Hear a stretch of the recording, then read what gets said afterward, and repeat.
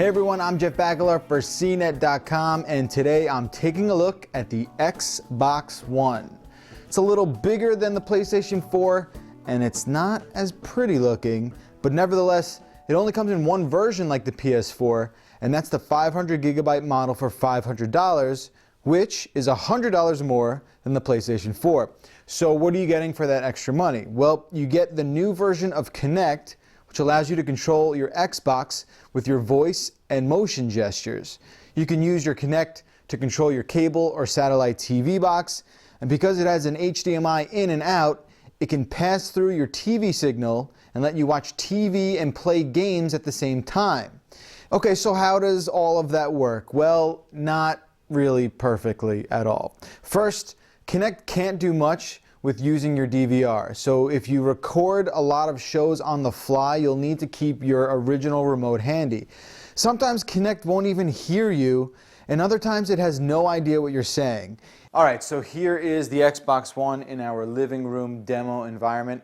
I just want to show you how sometimes CNET won't work when it's trying to change your TV channels. Xbox, watch HGTV. And it's throwing on HDNet.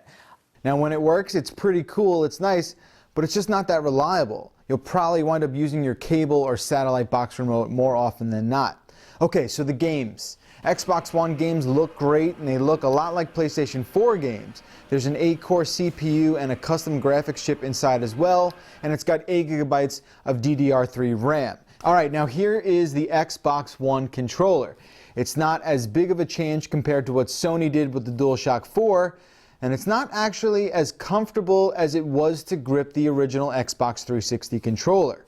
Now the start and back buttons are now called the view and menu buttons, and they also moved the guide button up to the top, and that's now called the home button. Up front there's actually IR ports that communicate with CNET and can actually log you in using your face and which controller you're holding. Now the best probable improvement of the new Xbox controller is the D-pad. The D-pad's kind of awesome now. It doesn't sit on that disc, and it isn't really prone to all those accidental inputs that the original Xbox 360 suffered from. The Xbox One menu system isn't as simple as it might appear on the surface. There's too many confusing sections, and a lot of times you don't really know where you've ended up within the menu system. The best way I can describe it is kind of like menu inception, because you'll start somewhere and then you're not sure how you got there, and then when you back out to the home screen, you don't know how to get back.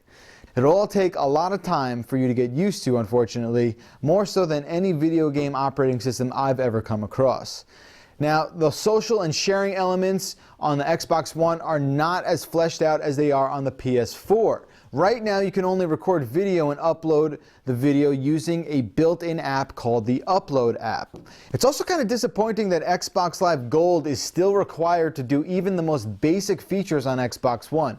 The same features that are free to do on a PlayStation 4. Now get this, you still need Xbox Live Gold to do things like stream Netflix, use some of the game DVR features, and even use Skype. So here you are paying $100 more than a PS4, and you pretty much have to be a Gold member to enjoy a lot of the luxuries. Now make sure you check out our entire review to see which console is right for you. I'm going to be updating it as a lot of new features go live. There's a lot more planned for both of these systems. Now just like the PS4, it's probably wise to wait to purchase an Xbox One until there are more compelling games and software to make it worth your while. That's going to do it for me. This has been the Xbox One. For CNET.com, I'm Jeff Bakalar.